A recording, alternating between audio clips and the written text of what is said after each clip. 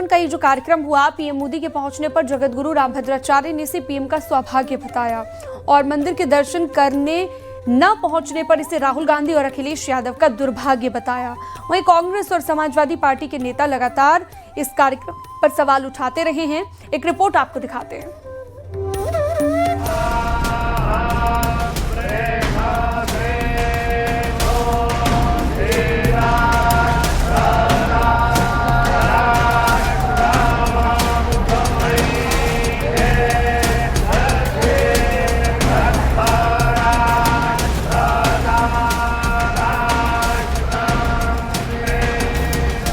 एक तरफ पीएम मोदी ने राम मंदिर पहुंचकर ध्वजारोहण किया। तुलसी पीठाधीश्वर जगतगुरु रामभद्राचार्य ने राम मंदिर पर ध्वजारोहण करने को पीएम मोदी का सौभाग्य बताया। उन्होंने कहा कि राहुल गांधी और अखिलेश यादव का दुर्भाग्य है कि वे राम मंदिर दर्शन करने नहीं पहुंचे हैं। अब जो दर्शन करने के उनको दुर्भाग्य है, अब मोदी जी का सौभाग्य है। अब जो दर्शन करने के उनको दुर्भाग्य है, अब मोदी जी का सौभाग्य है।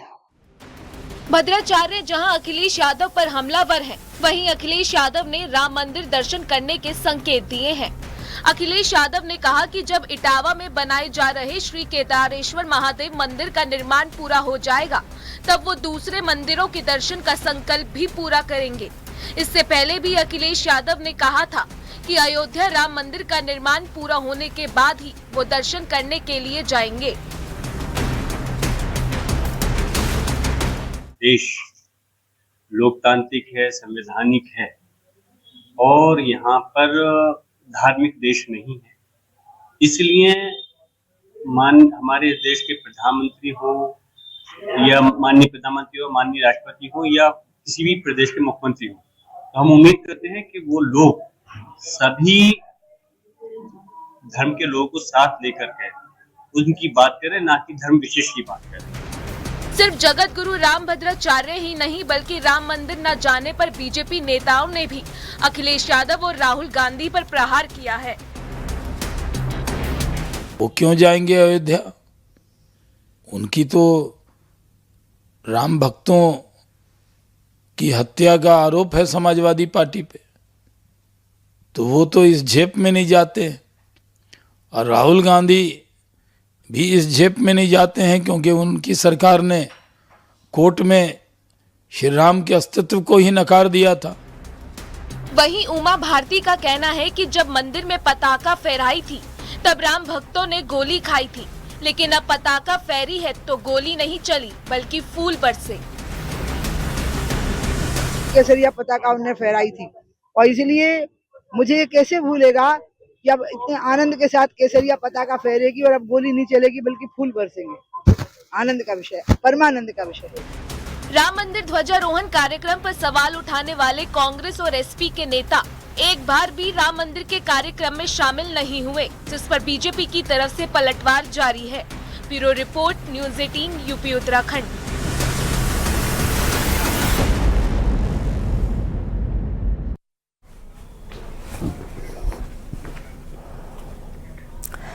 जगतगुरु रामभद्राचार्य ने सोनिया गांधी को लेकर एक बड़ा बयान दिया है। रामभद्राचार्य ने अपने बयान में कहा कि सोनिया गांधी भारतीय नहीं है, वो देश के पूर्व प्रधानमंत्री राजीव गांधी की पत्नी हैं, इसलिए उनका सम्मान किया जाता है, लेकिन उनमें भारतीयता नहीं है। रामभद्राचार्य के बयान पर कांग्रेस नेताओं ने पलटवार भी किया है। एक रिपोर्ट आपको दिखाते हैं।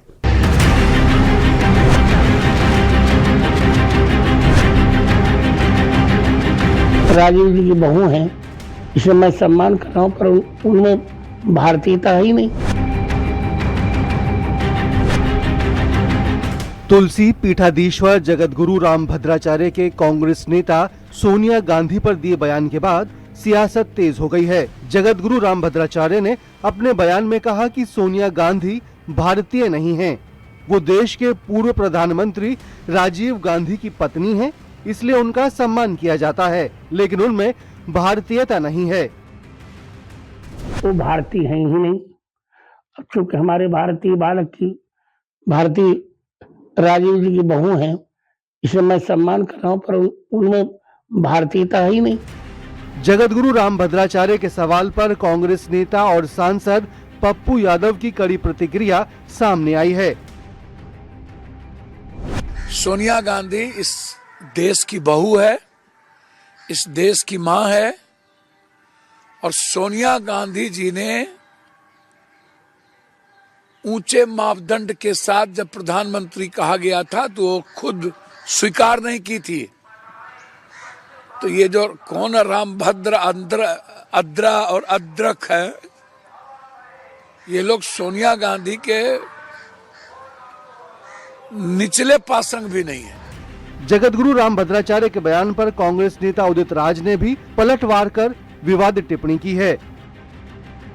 निवेद में तो पार्लियामेंट भी नहीं है, प्राइम मिनिस्टर भी नहीं है, कलेक्टर भी नहीं है, चीफ मिनिस्टर भी नहीं है, रेल भी नहीं है, ट्रेन भी नहीं है, एयरलाइंस भी नहीं है। ये आदमी मूर्ख आदमी है, मैं क्या जवाब दे सकता हूँ इस आदमी को। कॉन्स्टिट्यूशन इनका इलाज है, कॉन्स्टिट्यूशन इम्प्लीमेंट अगर हो आज के दिन तो रामभद्राचार्य जेल के अंदर रहेगा। सोनिया गांधी पर रामभद्राचार्य के बयान के बाद कांग्रेस नेता लगातार पलटवार कर रहे हैं, जिससे सियासी घमासान तेज हो गया है। Bureau report, news 18, Uttar Pradesh, Uttarakhand.